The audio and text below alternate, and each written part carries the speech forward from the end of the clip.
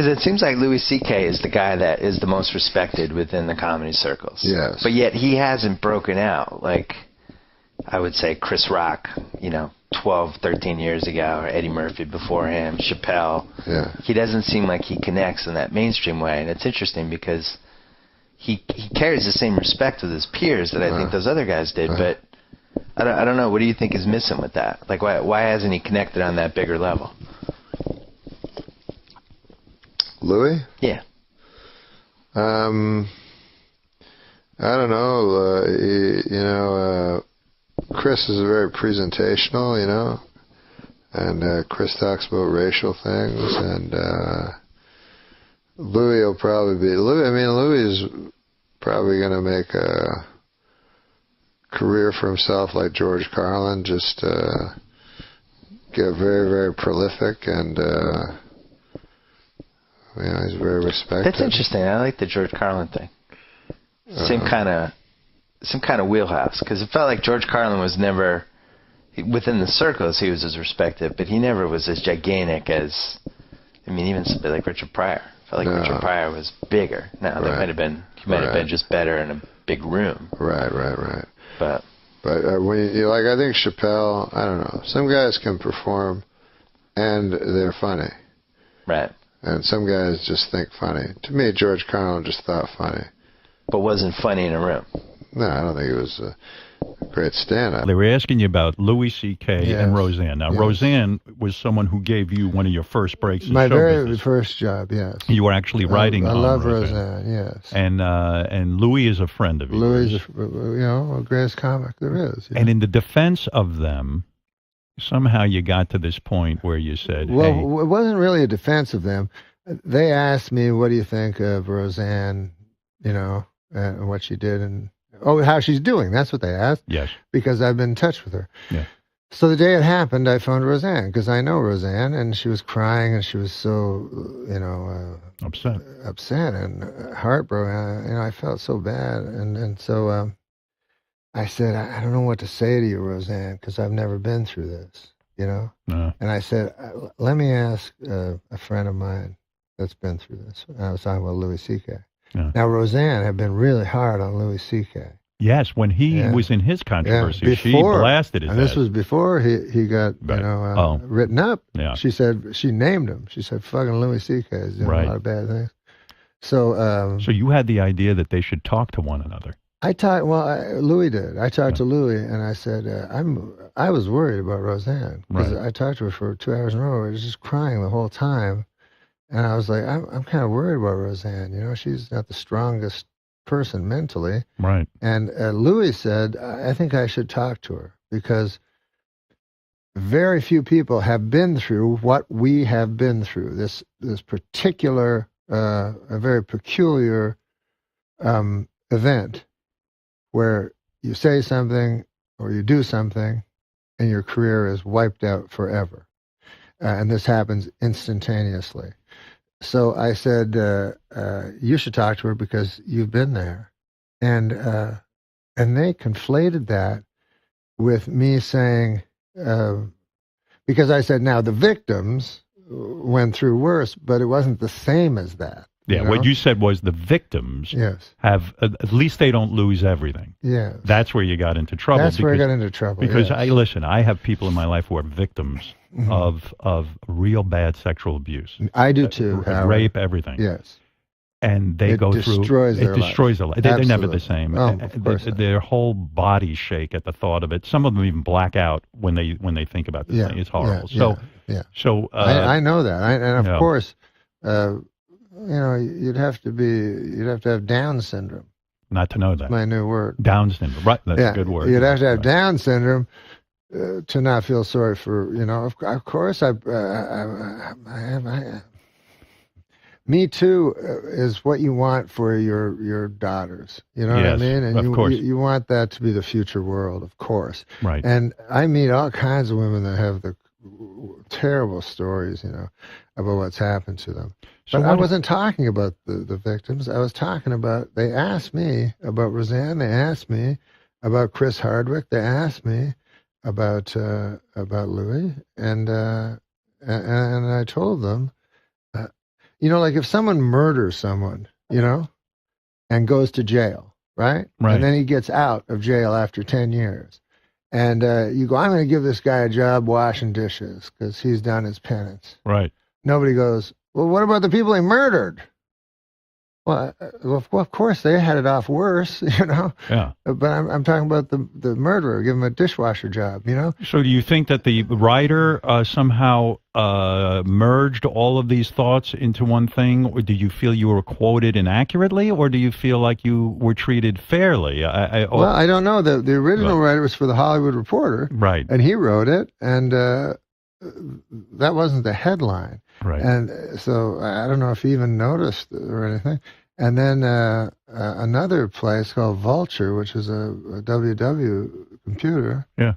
They wrote, Norm Macdonald defends Louis Anderson. Louis C.K. Louis C.K. You can't defend Louis Anderson. What did he do? I defend, it says, in the headline, Norm Macdonald defends Louis C.K. and Roseanne Barr. And I never defended them, And, this kind of backlash happens so fast now because of social media. And, Adam, I know you've been involved with the Comedy Store for a long time, but when Louis jumped up at the Comedy Cellar the other night, a couple weeks ago, the Cellar's taken a lot of heat from people who are not necessarily customers, right? People, yeah, on the other side of the country or whatever. And we didn't, we never had that kind of thing happen before. No, well, I'll tell you this, and I did not know this, and maybe you do. Comedians have gone up against Louis. Yeah. Well, I mean, I was talking to some comedians have said this guy should not be able to ever perform again. Yeah, I mean, I taught, they all come. If you're a murderer, I'm sorry. No, I'm sorry. I'm sorry. But if you're a murderer, you go to jail and they let you off, 20 years later. And you try to get a job as a busboy. And if the guy says, I'm not hiring that guy, he murdered, and you go, but he did his penance, and now you give him a job. That's the humane thing to do. And people go, well, what about the murdered person? And you go, well, of course, he got worse. Yeah. The guy that lost his life, he's doing worse. But it doesn't mean you can't forgive or it's impossible to forgive. I also don't feel anyone owes me an apology in public,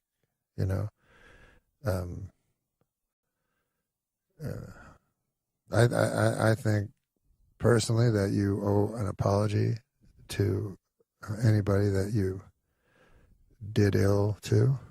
You owe an apology to people that your actions hurt in a financial way or an emotional way.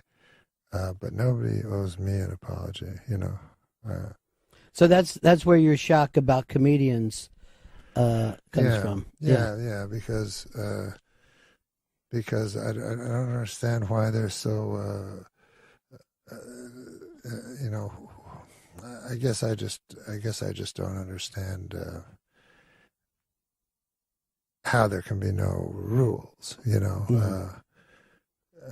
If the rules are drawn out and set down, then that's one thing. But I always thought the audience would decide whether you're an objectionable comic or even a good comic, And so Louis went up here at the Comedy Cellar, and the audience let him know. I don't know what happened. I wasn't there. But if the audience don't like him, then the club won't book him. I mean, that's how things work. And, just because your heart can break for more than one person at the same time, and a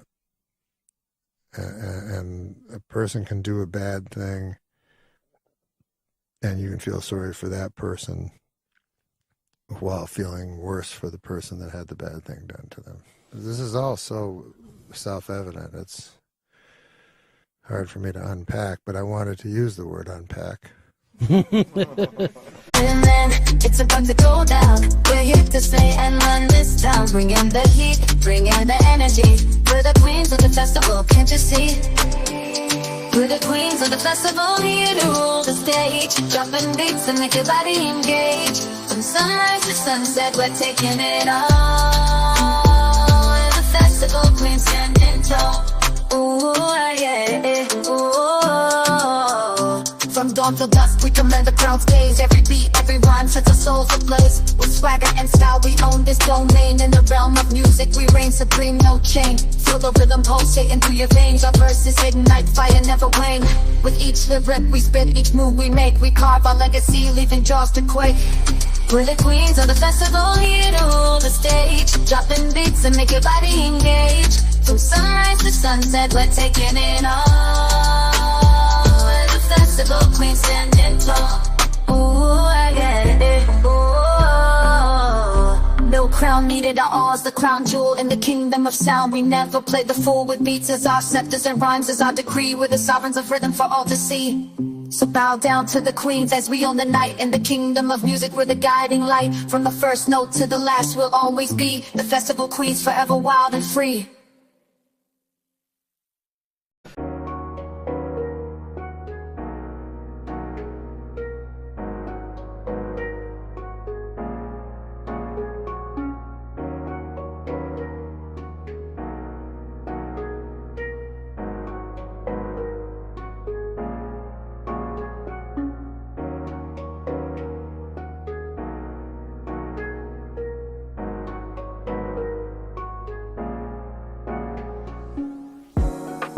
Archaeologists evacuating a trash pit at the Jamestown Colony site in Virginia have found direct evidence of human cannibalism. It's believed to be the first historical occurrence of someone eating a bag of dicks. I don't know. You don't know that phrase. Me? That's what you told me before. I said I don't know the phrase back. No, I thought you said that. No. It's a Louis C.K. bit, right? Oh, yeah. The guy stopped him and That's said, right. go eat a bag of dicks. That's Yeah. right. That's where.